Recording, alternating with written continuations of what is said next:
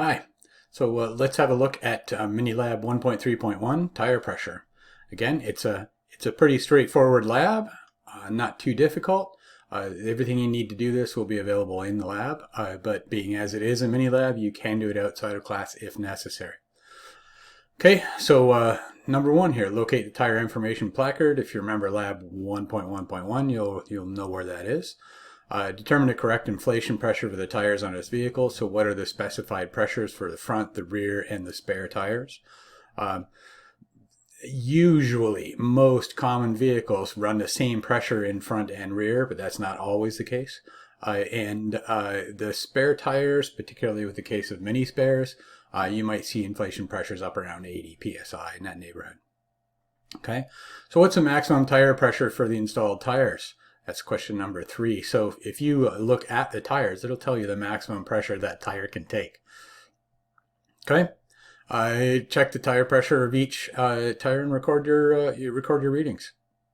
The tire pressures should be ideally right at the specified pressure.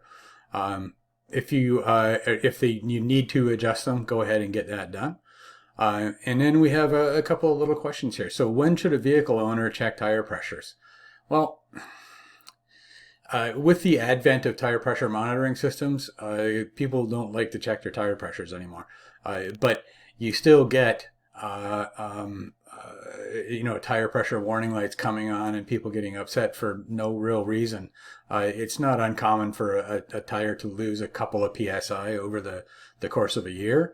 It doesn't mean there's anything that needs to be repaired. The tire pressure just needs to be adjusted. So the general recommendation is that you should check your tire pressures about once a month. Now, there's a caveat here. If your vehicle will tell you on the dash what your tire pressures are, then you've checked them. You don't need to go out and get a mechanical tire pressure gauge and physically check each tire. During what type? So number 8 here. During what type of service procedures would checking tire pressure be expected?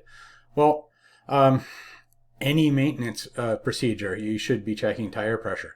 It's kind of embarrassing to have a car come in for an oil change and a bunch of vehicle maintenance and send the customer on their way where they're about to go on a trip and then their tire pressure warning light comes on because their tires are 1 psi below the lower limit.